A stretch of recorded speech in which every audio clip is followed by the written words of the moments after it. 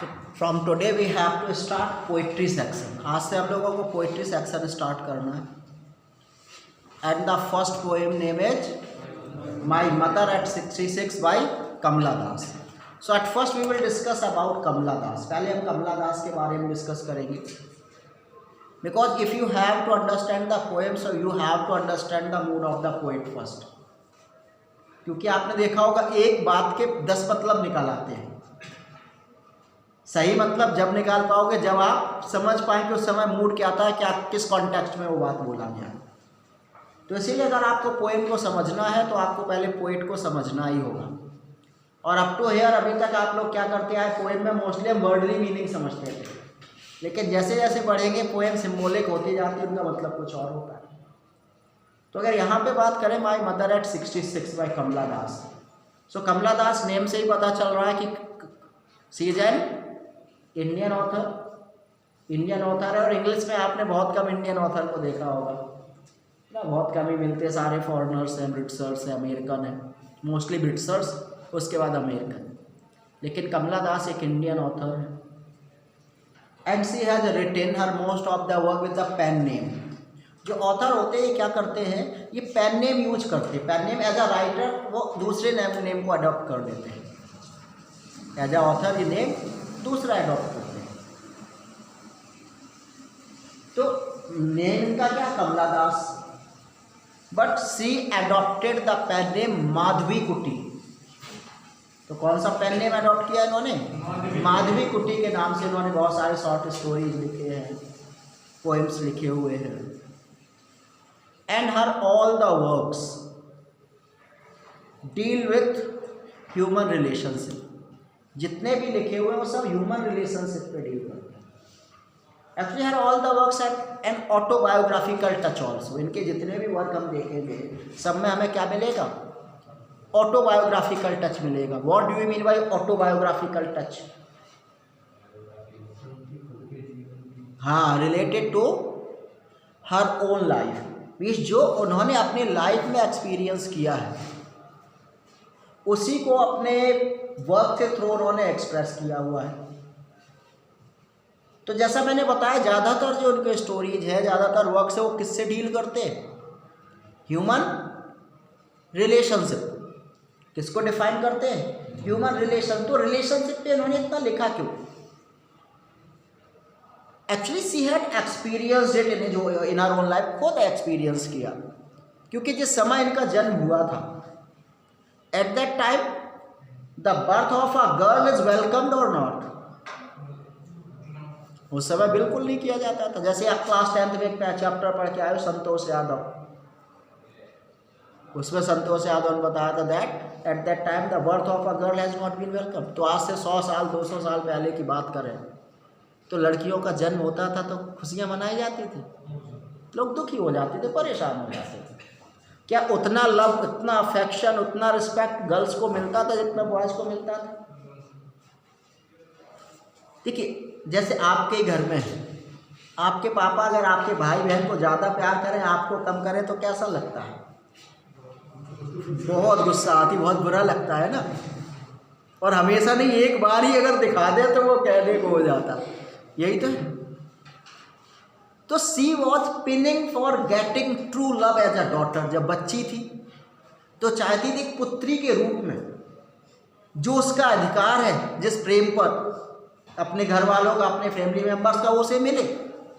But she wouldn't get. लेकिन क्योंकि society कैसी थी, मेल डोमिनेटिंग, बॉयज़ को ज़्यादा मिलता था, तो बचपन में जो प्यार मिलना चाहिए था पेरेंट्स का नहीं मिला. सी ग्रू अप, बड़ी हुई. Now she wanted love as a beloved, as a wife. लेकिन वहाँ भी क्या लगा कि वहाँ भी उस प्रकार का नहीं मिल रहा एज अ मदर. उसने जितने भी रिलेशन से फील किए उस सब में ये पाया that all the relation are also based on gain, personal gain. जब तक लोगों का पर्सनल बेनिफिट्स रहता, पर्सनल गेन रहते, तब तक तो लोग रिलेशन को क्या करते हैं, मेंटेन करते हैं. और उसके बाद उस रिलेशन को अवॉइड करना शुरू कर देते हैं. And it is fact. लोग कहते हैं कि माता पिता का रिलेशन है बिल्कुल फिक्स हुआ था, it is completely based on gain. Mostly आप देखेंगे दो बेटे होते हैं, अगर एक बेटा अच्छा कमाता है दूसरा कम कमाता है, तो माता पिता का भी झुकाव कहाँ रहता है? जो ज़्यादा कमाए। तो पर्सनल गेन ना कल पर्सनल बेनिफिट्स के बेस पर हम लोग रिलेशनशिप को बनाते हैं, और जहाँ पर्सनल गेन खत्म हो जाता तो रिलेशनशिप में उतना लव उतना अफेक्शन नहीं बचता जितना होना चाहिए। तो पूरी जिंदगी वो क्या हुआ, she was pining for getting true love, और वो नहीं मिला, तो उसी लव को उसी रिलेशनशिप को वो क्या कर रही है, अपने पोएम्स के थ्रू एक्सप्रेस कर रही है। जैसे यहाँ इस पोएम का नाम क्या है, my mother at 66। So simply in this poem she was going to tell us the relationship between a girl and her mother who was at the age of 66 की। जब एक माँ 66 की एज में होती है तो उसका रिलेशन अपनी बेटी के साथ कैसा होता है वो। Actually with the help of this poem she is raising a very good question, एक बहुत अच्छा क्वेश्चन रेज कर रही है। और क्वेश्चन बेटा ये, ageing is a natural process. What do you mean bye ageing is a natural process? बढ़ती हुई एज, जो एज का बढ़ना है वो क्या है, नेचुरल प्रोसेस है। क्या किसी के कंट्रोल में है? अगर कंट्रोल में होता तो 10-12 साल या जिस एज में अभी आप है यहीं फुल स्टॉप लगा दो, या 30 साल जहाँ जब सकते वहाँ फुल स्टॉप लगा दो, लेकिन वो पॉसिबल ही नहीं। तो ageing is a natural process, ये नेचुरल प्रोसेस है, सबको बूढ़ा होना। Now the author is asking to us that what a person wants when he और सी इन हिज और हर ओल्ड एज, कि जब एक व्यक्ति बूढ़ा हो जाता है तो उसे क्या चाहिए होता है, वो क्या चाहता है इस समाज से, क्या चाहिए उसे, जस्ट थिंक क्या चाहिए होता है इस एज में। जैसे 60-70 साल के हो गए आपके, अगर दादाजी हों, अगर उनके साथ रहते हो तो जिस एज में वो आवे उन्हें क्या चाहिए इस एज पर? बहुत अच्छा खाना चाहिए, जो मिल जाए बिल्कुल सिंपल वही तो खाते हैं। बहुत अच्छे कपड़े चाहिए, ब्रांडेड, बहुत सारा पैसा चाहिए, फिर क्या चाहिए उन्हें? रिस्पेक्ट भी कह सकते हैं, हाँ। और केयर, केयर का मतलब क्या? केयर का मतलब तो ये होता है आजकल, केयर का मतलब ये है कि टाइम पे खाना दे दो, टाइम पे ये दे दो, केयर होगी, ये भी नहीं चाहिए। अपने बच्चों से प्यार, अब प्यार का मतलब दे wants the company of their children, उनका साथ चाहिए होता है। क्योंकि जिस एज में अभी आप हैं, इस एज में आपके घर वाले आपसे जितना कम मतलब रखते हैं आप उतने ज़्यादा खुश रहते हैं। यही तो है, ज़्यादा मतलब का ज़्यादा पॉइंट आउट करना, ये करो ये नहीं करो, यही तो है। कम मतलब फ्री, यही तो है। क्योंकि इस एज पर क्या, you have a number of friends, बहुत सारे फ्रेंड्स हैं, सबके साथ बाहर जाते हो, घूमते हो, मस्ती करते हो। आप तो चाहते घर वाले मतलब ही नहीं रखे तो रात में 10 बजे तक घूमें, है ना, यही तो। लेकिन जिस एज में दादाजी हैं आपके 70 साल में, दोस्त बचते हैं। आप दादाजी छोड़ दो, पापा अपने दोस्तों से डेली मिलते हैं क्या? महीनों 2 महीनों नहीं मिलते। और जिस एज में आप है एक तो दोस्ती सब कुछ है। तो सब तो जब व्यक्ति बुढ़ापे पहुंचता है तो उसे भी तो चाहिए, वो भी तो चाहता है किसी के साथ बात करे, किसी के साथ हंसे। अब बाहर तो वो जा नहीं सकता उस एज में, तो वो क्या चाहता, that he must get the company of his family member. किसका साथ मिले? फैमिली मेंबर्स के ही साथ मिले। लेकिन क्या साथ मिलता है? अगर आपके दादाजी हैं, आप बताओ कितना टाइम आप उनके साथ स्पेंड करते हो? कोई नहीं कर पाता, क्योंकि सब बिजी है। सुबह से शाम तक स्कूल भी जाना है, कोचिंग भी जानी है, टीवी भी देखना है, दोस्तों के साथ बातें भी करनी है। दादाजी के साथ कब बैठे? टाइम ही नहीं।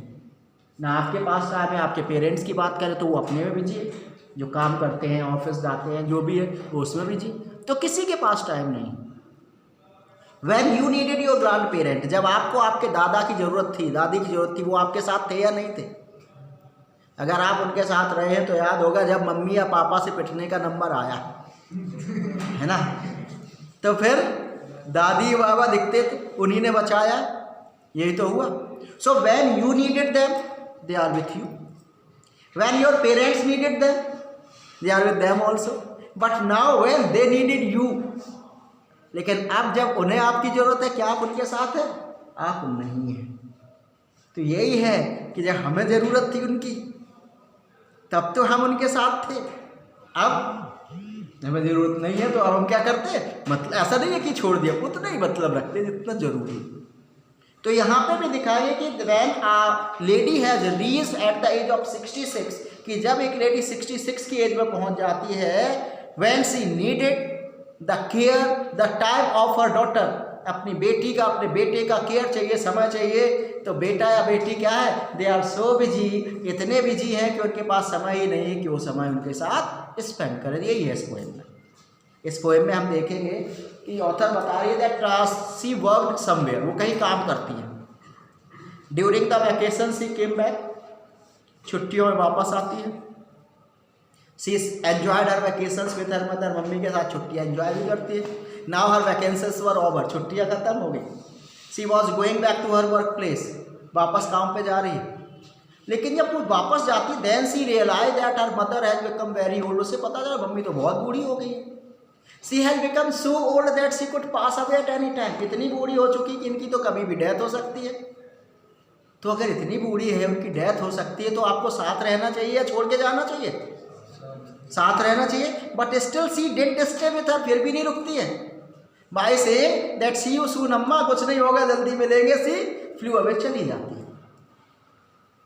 तो जब उस ऑथर को अपनी माँ की बचपन में जरूरत थी, माँ उसके साथ थी, लेकिन आज जब माँ को अपनी बेटी की जरूरत है, तो बेटी किसको इम्पोर्टेंस ज़्यादा दे रही है? अपने वर्क को इम्पोर्टेंस दे रही। तो ये वो कहती है, ये है रिलेशनशिप। तो इसको पॉइंट आउट किया हुआ है। देखिए, कहती driving from my parents home to Cochin last Friday morning, I saw my mother beside me. तो कहती क्या है?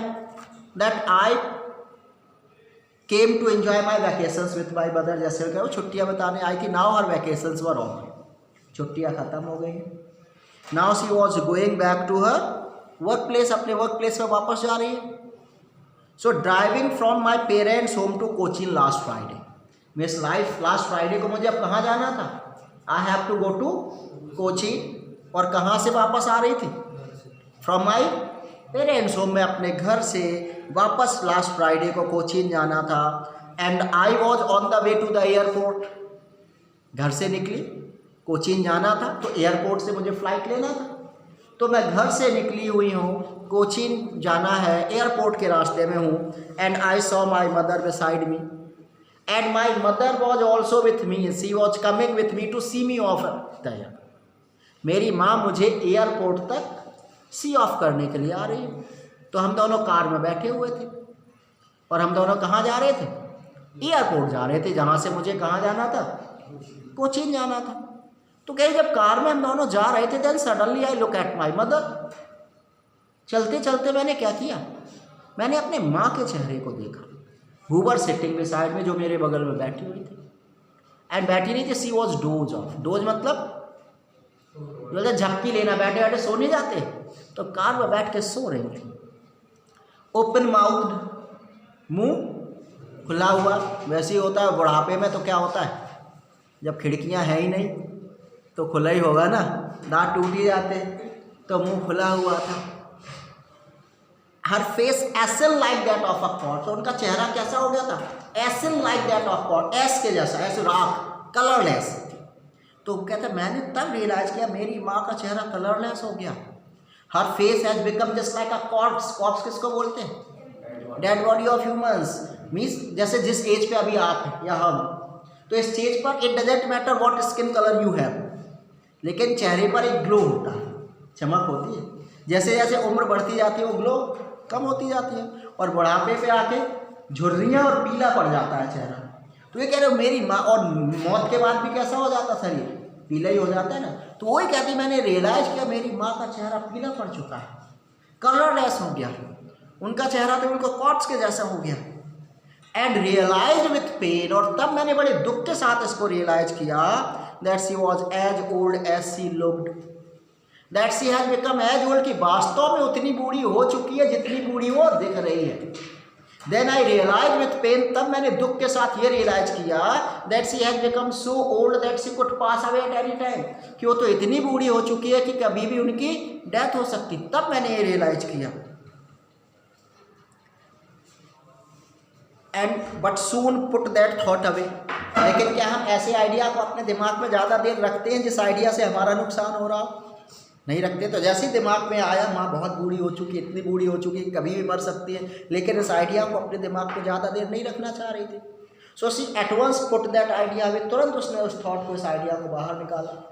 लेकिन एक आइडिया को बाहर निकालने के लिए हमें दूसरे आइडिया को इंसर्ट भी तो करना पड़ेगा। तो उस आइडिया को बाहर निकालने के लिए कहते मैंने क्या किया, looked out at young trees sprinting, मैंने तुरंत कार के बाहर देखा। और जब कार के बाहर देखा तो मैंने क्या देखा, यंग ट्रीज स्प्रिंटिंग, छोटे छोटे पेड़ दौड़ते हुए दिखाई दिए। मतलब क्या पेड़ दौड़ते? तो क्या बताना चाहते हैं इस यंग ट्रीज स्प्रिंटिंग के थ्रू? क्योंकि देखिए इल्यूजन होता है, भ्रम होता है कि हमारी कार यहाँ होती है, पेड़ वहाँ होता है, फिर पता भी नहीं चलता पेड़ कब यहाँ आ गया और कब पीछे छूट गया। तो यहाँ पे यंग ट्रीज स्प्रिंटिंग से मतलब द टाइम, समय भी तो ऐसे ही होता है। जब 10th किया था आपने तब 12th ऐसे दिख रहा था, 2 साल है अभी, यही तो था। आज 12th कहाँ है, कब आ गया पता चला, कब पीछे छूट जाएगा। तो इस समय का भ्रम है, वो हमें लगता है 2 साल है, 5 साल है, लेकिन वो कितनी तेज़ी से निकल जाता है हमें कभी एहसास ही नहीं होता। तो ये यंग ट्रीज स्प्रिंटिंग के थ्रू ये रियलाइज कर रही कि पता ही नहीं चला समय इतनी तेज़ी से कब निकल गया। When I have become so old, मैं कब इतनी बड़ी मैं हो गई। When I mother had become so old, मेरी माँ इतनी बूढ़ी कब हो गई, इस चीज़ का एहसास ही नहीं हुआ। And the Mary children spring out of their homes, और उसने देखा मैरी चिल्ड्रन, छोटे छोटे बच्चे जो खुश होते हुए घरों से बाहर आ रहे हैं।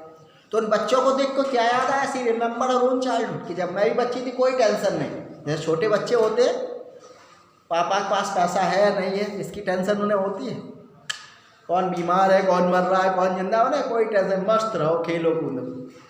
तो ये कहती वो अपने बचपन को भी याद करती कि जब मैं भी बच्ची थी ऐसी खुश रहती थी, खेलो। लेकिन अब now I am no more a child, अब बच्ची नहीं हूँ, तो अब ये सारी खुशियाँ खत्म हो गई हैं। और ये सोचते सोचते कहाँ आ जाती है, both of they came to the airport, but after the airport security check standing a few yards away.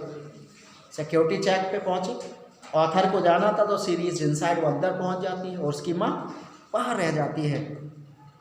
कहती I looked again at her, कहती फिर से मैंने अपनी माँ के चेहरे को देखा, जो कैसा दिख रहा था, वेन, वेन मतलब कलरलेस, पेल पीला दिख रहा था। As a late winter's moon, late winter's moon सर्दी जब जाने वाली तो धुंधला हो जाता है चाँद, तो कहते वैसे धुंधला सा चेहरा मेरी माँ का दिख रहा था।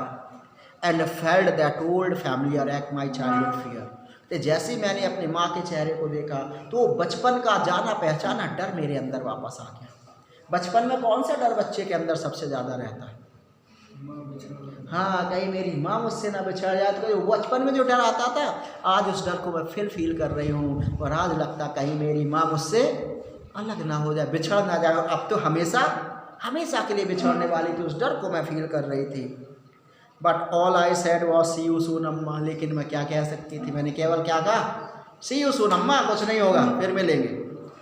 And all I did was smile and smile and smile, और मैं कर भी क्या सकती थी, मैंने उन्हें देखकर केवल क्या किया, smile and smile and smile, केवल उन्हें देखकर स्माइल किया। तो ये जो लास्ट की 2 लाइन है, यहाँ से लास्ट 2 क्वेश्चन बन जाते हैं। पहली वो लिख देंगे that but all I said was see you soon Amma, what prospect of the what attitude of the poet it describe, कौन सा एटीट्यूड डिस्क्राइब कर रहा है यहाँ पे?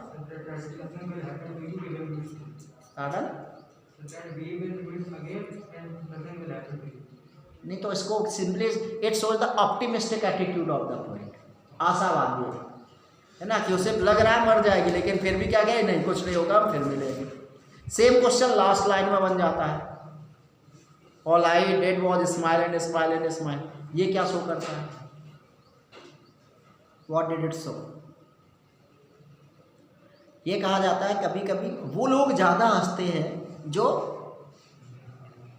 ज़्यादा कष्ट में होते हैं, ज़्यादा, हाँ, जो अंदर से ज़्यादा दुखी होते हैं वो कभी कभी ज़्यादा स्माइल करते हैं, so that they could hide their pain, so that they could hide their sufferings. तो यहाँ पे भी The author was in great pain after realizing that her mother has become so old that she could pass away. But she didn't want to show that pain, that sadness to her mother. अपने दुख को, अपने गम को अपनी माँ को नहीं दिखाना चाहती है. So in order to hide her pain, she was simply smiling. अपने दर्द को छिपाने के लिए, अपने गम को छिपाने के लिए वो क्या कर रही है? वो सिंपली स्माइल कर रही है. तो इस पॉइंट में ओके बेटा, किसी को कोई डाउट है तो पूछ लो.